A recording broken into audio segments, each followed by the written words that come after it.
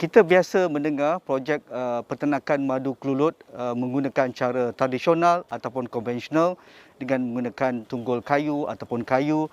Ia ada isu berkaitan dengan kualiti hasil madu yang dikeluarkan oleh kelulut ataupun lebah kelulut, ataupun dari sudut kebersihan dan juga dari aspek kelestarian produk itu, kerana ia terpaksa ditukar, dia mudah reput dengan cuaca dan sebagainya. Tetapi dengan inovasi dan juga penyelidikan yang dilakukan, cara moden peternakan madu kelulut mampu menghasilkan madu yang berkualiti tinggi dan bertahan lama, iaitu rumah madu ini, madu kelulut ini dengan konkret. Jadi saya berada di Don Layang-Layang di Simpang Renggam untuk melihat.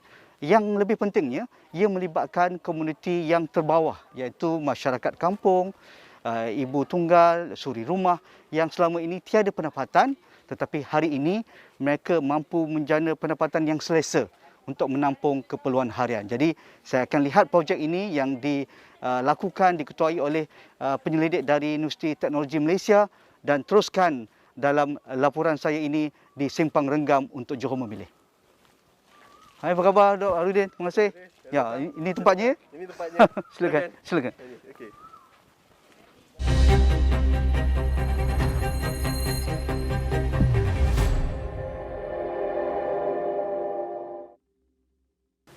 Apa yang menarik ketika saya sampai di Don Layang-Layang di bawah Parlimen Simpang Renggam ini, saya dapat melihat dengan lebih dekat projek yang dinamakan projek ternakan kelulut modular untuk komuniti B40 di Simpang Renggam ini. Dan yang pentingnya, dia bukan madu kelulut biasa, bukan ternakan lebah kelulut biasa, tetapi merupakan satu inovasi sosial dan juga inovasi keusahawanan yang dilakukan oleh penyelidik UTM dan dikembangkan, dikongsikan dengan masyarakat di Simpang Renggam yang majoritinya di kalangan komuniti B40. Jadi saya bersama dengan ketua projek di sini, iaitu Dr. Muhammad Khairuddin Ramli ataupun Dr. MK.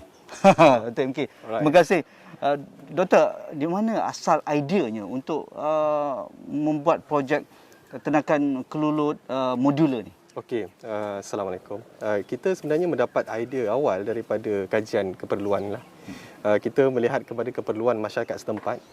Sebenarnya apa yang diperlukan oleh masyarakat di tempat Simpang Renggam, yang mana kita tahu UTM adalah hakikinya menyumbang kepada masyarakat. Selepas kita kaji beberapa keperluan dan kita kena pasti bahawa keperluan untuk penambahan pendapatan adalah menjadi satu titik tolak kepada keperluan kajian, maka kita memberikan satu solution, memberikan satu penyelesaian, iaitu melalui ternakan B modular, di mana ideanya ialah memberikan masyarakat satu teknologi yang boleh mereka sustain dengan menjana pendapatan bulanan untuk membantu mereka, so mereka lebih berdaya maju pada masa hadapan lah. So itu peringkat awalnya, wujudnya idea itu adalah daripada keperluan untuk memberikan teknologi yang boleh mendatangkan pendapatan tambahan kepada penduduk. Itu peringkat awalnya. Ramai nak tahu juga ni, apa bezanya ternakan madu kelulut dengan cara konvensional yang kita tahu menggunakan kayu, menggunakan tunggul-tunggul pokok dan sebagainya. Tetapi saya datang sini, ada juga tunggul kayu tetapi untuk dipaparkan saja. Tetapi majoritinya ada 100 modular box ini diperbuat daripada konkrit. Jadi ini something yang very refreshing, yang something yang berinovasi sangat ni, Dr. MK. Okey, alright. So daripada persoalan tersebut Haji, sebenarnya kita memang dah lama ada teknologi ni di UTM lah, daripada kajian yang bertahun-tahun. Kenapa diperkenalkan kepada penduduk this teknologi? Kita sebenarnya nak fair kepada penduduk supaya mereka boleh ada satu teknologi yang benar-benar sustainable. Yang kayu memang boleh digunakan untuk menjana pendapatan, tetapi untuk ketahanan tinggi, kayu tak mampu bertahan lama. Kita tahu faktor-faktor cuaca, faktor hygiene, faktor ketahanan kulat dan sebagainya, kayu tak boleh bertahan lama. Tetapi melalui inovasi UTM, yang mana kita dah cipta satu kaedah formulation daripada konkrit, melalui beberapa tahun kajian supaya kita boleh menyumbang kepada masyarakat tanpa ada masalah sampingan. Kita nak menyumbang, kita nak reducekan the problem, kita tak nak bagi masalah. Jadi ini satu teknologi yang sustainable, yang boleh bertahan lama dan berbanding dengan kayu. Walaupun yield honey mungkin kita lagi banyak dan kita dah telah buktikan di tapak kita lagi banyak daripada kayu, tetapi yang paling penting adalah sustainability, ketahanan teknologi itu sendiri untuk menjamin pendapatan yang berterusan sehingga 10 tahun Ini yang UTM bantu pada masyarakat. Kalau dengan kayu berapa tahun tak? Jangka Kalau hayat? dengan kayu, kalau tanpa maintenance mungkin 2 hingga 3 tahun sahaja. Dia kena tukar Dah lagi kena kayu tukar baru. lagi. Perlu lagi maintenance, perlu ada skill pertukangan. Yang mana kalau OKU, kalau ibu tunggal dan sebagainya, mereka tak mampu. Adakah ia melakukan. tidak mengurangkan kualiti madu kelulut tu? Okey, Kalau menggunakan konkrit dan berbanding dengan kayu. Okey, sebenarnya daripada kajian yang kita dah lakukan dan kita pun telah hantar pada pihak Mardi untuk testing dia punya kualiti dan sebagainya. Alhamdulillah kita dapat kualiti yang baik daripada konkrit. Dia sebenarnya tak menjadi satu isu lah. Disebabkan oleh formulasi konkrit yang kita buat adalah satu formulasi yang alami. Maksudnya kita cuba replicate Yes. cara ekosistem habitat dia lah. Betul. Bukan semata-mata konkrit lah. Bukan semata-mata konkrit. Dan kalau kita gunakan konkrit biasa, of course dia akan ada kesan sampingan. Tetapi oleh kerana UTM kita advance in the technology for human, untuk manusia, so kita berjaya break that rule, yang mana kita berjaya menyumbang kepada masyarakat melalui teknologi ini. Alhamdulillah. Dr. MK, kenapa saya datang sini nampaknya macam ada kelompok lebih 100 modular box konkrit ini. Biasa kalau kita pergi secara tradisional dan juga konvensional tu, kebanyakan penternak itu buat di belakang rumah, di halaman rumah, di halaman sekolah ataupun di halaman masjid dan sebagainya. Tapi di simpang renggam, di don layang-layang ini nampaknya tersusun. Okey. Dan dikatakan setiap box ini ada pemiliknya. Okey, baiklah. Ini persoalan Ini kelainannya. Kelainan yang keunikan yang ada pada kita punya projek adalah sebenarnya kita nak cuba centralizekan dari segi pemantauan, kemudahan pemantauan, dari segi kemudahan audit, dari segi kita punya bantuan kepada masyarakat dapat ditranslatekan dengan mudah. Kita tak perlu pergi banyak tempat. Kita hanya fokus kepada satu tempat yang mana kita boleh buat semua program secara bersepadu. Dan dalam masa yang sama, mereka sesama peserta akan membantu antara satu sama lain, boleh mengembeling tenaga mereka untuk menjaga tempat ni. Bukan setakat itu je, tetapi melebihi daripadanya ialah kita dapat wujudkan satu ekosistem tourism. Yang mana kalau ada orang luar nak datang melawat, dah jadi satu pendapatan sampingan kepada peserta ni sendiri. Yang mana kalau mereka buat di rumah, faktor-faktor yang melibatkan tourism ni dah ditolak ke tepi.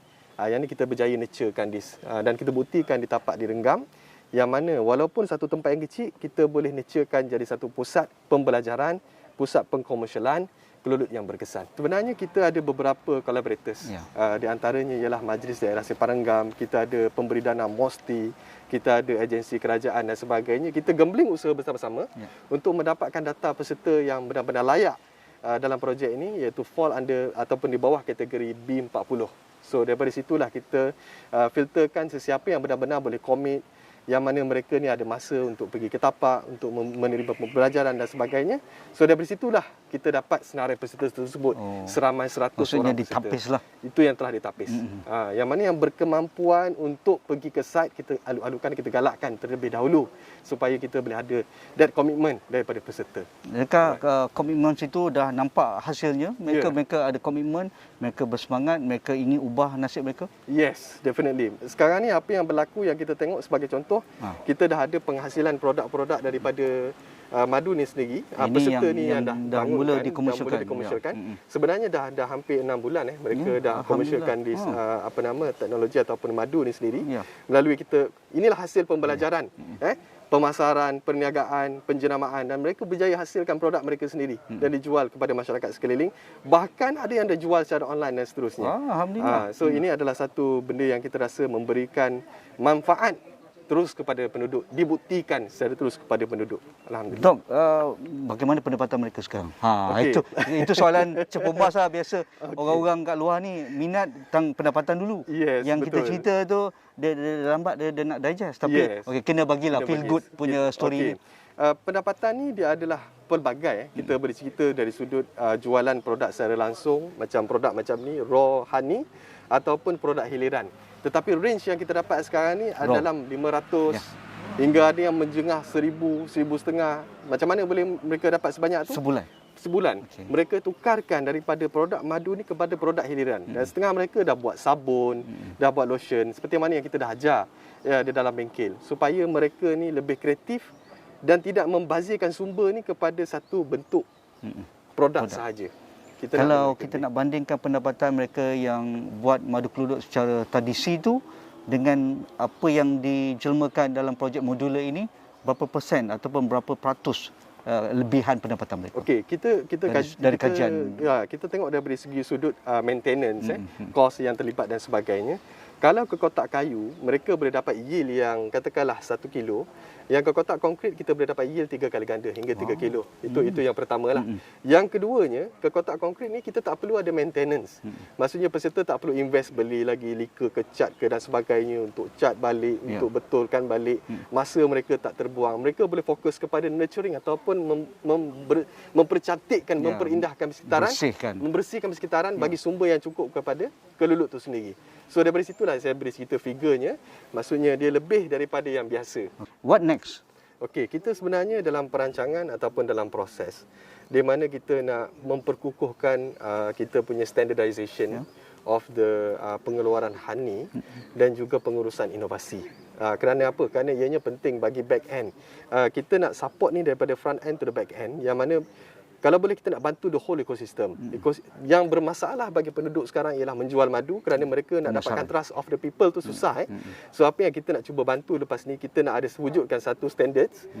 Sekiranya mereka menggunakan teknologi B modular, mereka akan mendapatkan satu certification CAS daripada UTM. Standardnya dah boleh kita tentukan dah. Dah boleh tentukan. So kualitinya akan bakal diterima oleh masyarakat dan dapat meningkatkan trust of the product.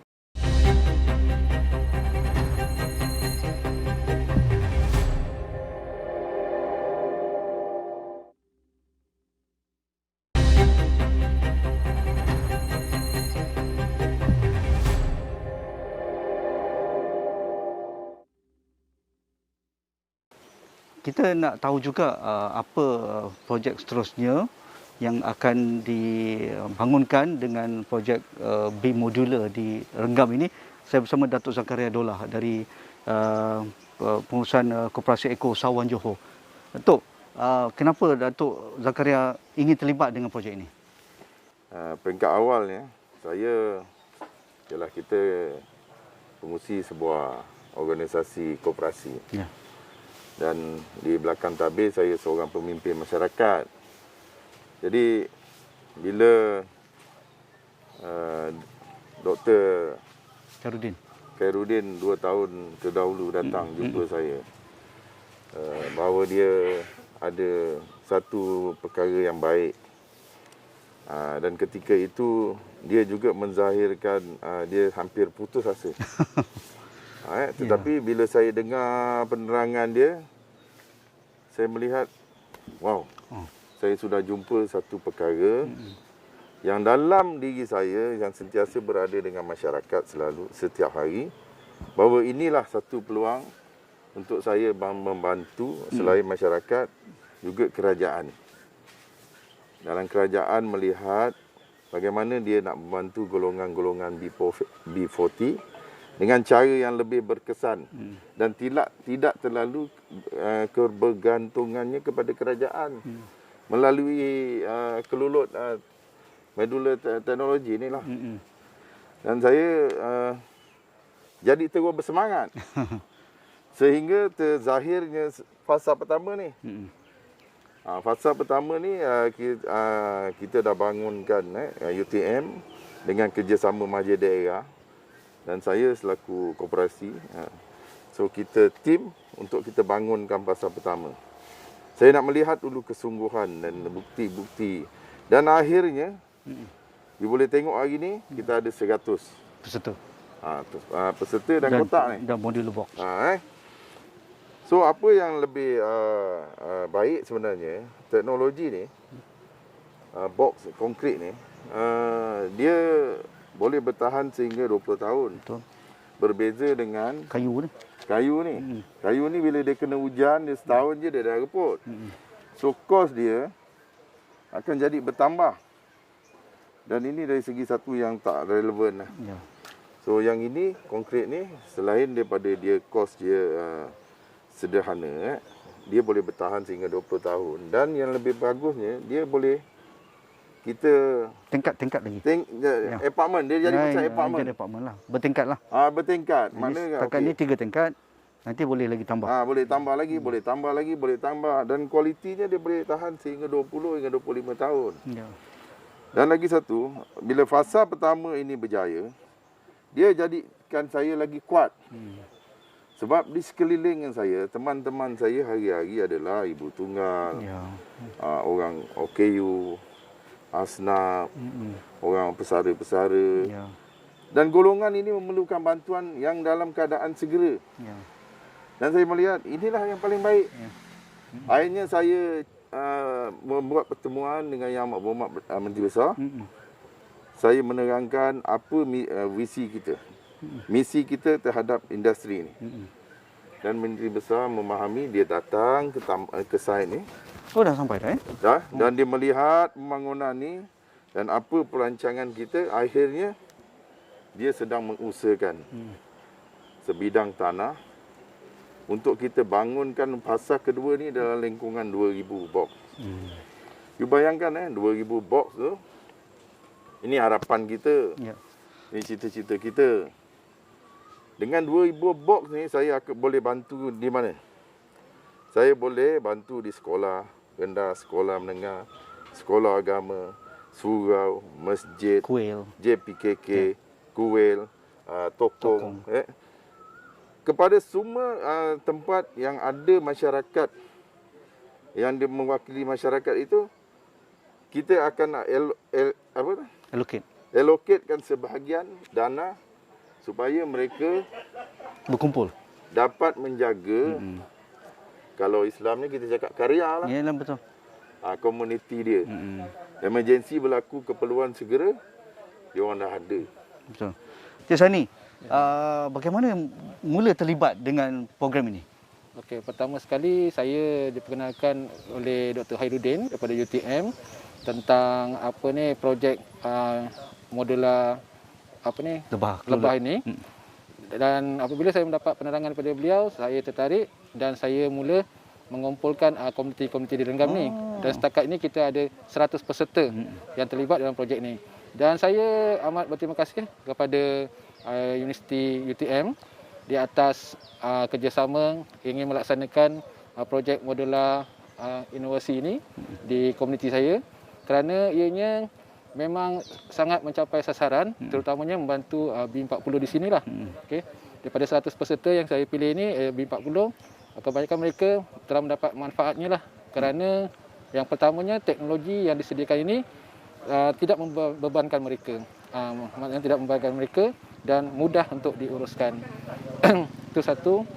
Yang keduanya, yang saya amat tertarik dengan apa yang telah dilaksanakan UTM ialah projek ini diadakan jangka masa panjang. Ya. Sebagai pengurusi rukun tangga, saya terlibat dengan banyak sekali kursus-kursus dan seminar-seminar. Macam-macam lah untuk komuniti. Ya. Namun saya rasa kesannya terlalu kecil kerana biasanya diadakan 1 atau 2 hari. Touch and go je lah. Touch and go, ya betul, touch and go. Jadi saya rasa ianya memberi manfaat yang sedikit.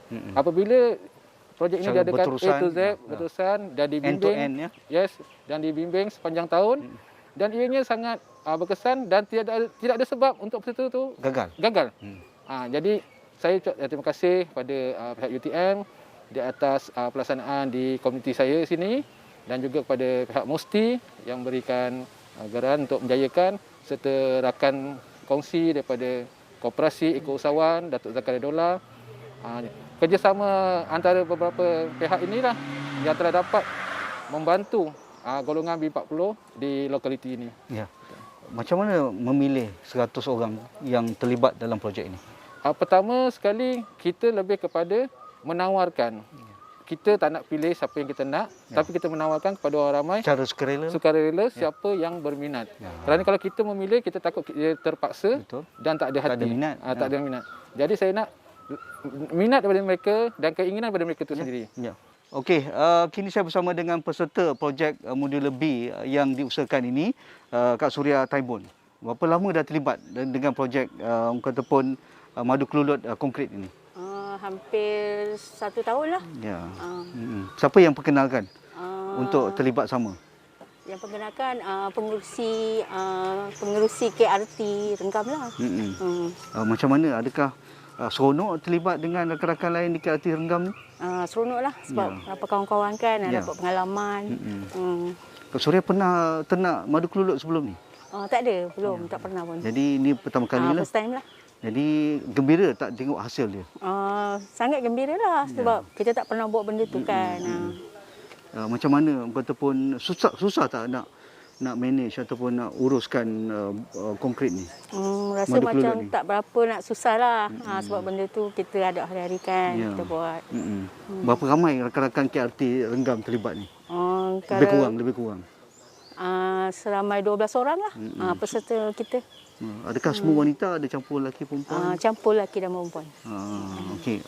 Ada penambahan pendapatan tak dengan hasil madu kelulut ni? Setakat ni ada lah. Ada lah.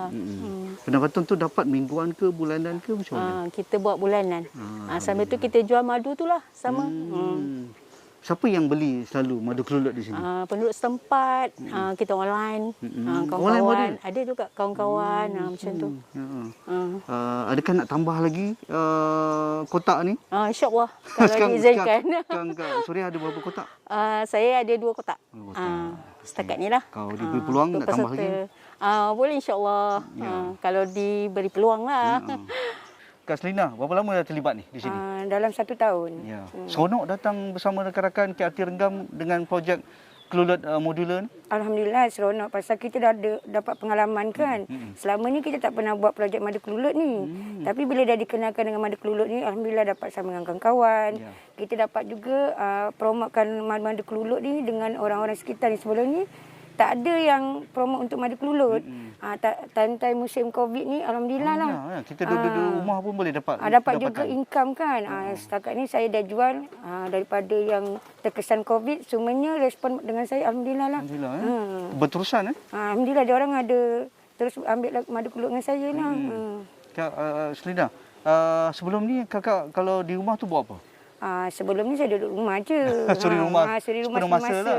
Ada buat perniagaan lain? Adalah jual kuih raya. Untuk member jual kuih raya kan. Time musim raya lah pula. Time musim raya je. Tapi bila kita dah ada hasil madu kelulut ni. Sepanjang tahun. Sepanjang tahun. InsyaAllah tiap bulan pun kita dah dapat income. Tapi kita kena inilah rajin dah usaha. InsyaAllah dapat income macam ni kan. Dapat juga bantu keluarga. Beza tak dulu dengan sekarang? Bila terlibat dengan madu kelulut ni? Beza lah. Pasal kita sekarang dah terkenal dengan kata orang Kak Ina madu kelulut. Ada jenama dah tu. Ramai yang ambil lah setakat ni. Siapa yang ambil Kak Ina? Kawasan-kawasan sini kadang member online kan.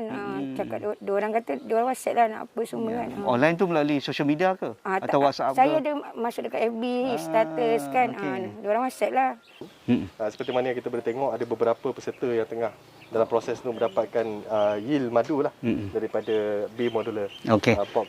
Okey, inilah hasilnya apabila program yang dinamakan projek ternakan kelulut modular dilakukan secara berstruktur dengan menggunakan teknologi, pemantauan berterusan dan secara berkelompok ini hasilnya amat mengagumkan. Dan mereka yang terlibat, peserta yang terlibat 100 orang untuk projek pertama ini mampu menjana pendapatan yang lebih baik berbanding mereka hanya tinggal di rumah ataupun tidak melakukan apa-apa sebelum ini. Jadi projek ini akan terus dikembangkan dan akhirnya manfaat terus kepada masyarakat kelompok B40 dan sebenarnya boleh dipromosikan di tempat yang lain juga. Jadi itu sahaja saya dari Don Layang-Layang di Sempang Renggap ini untuk Johor Memilih.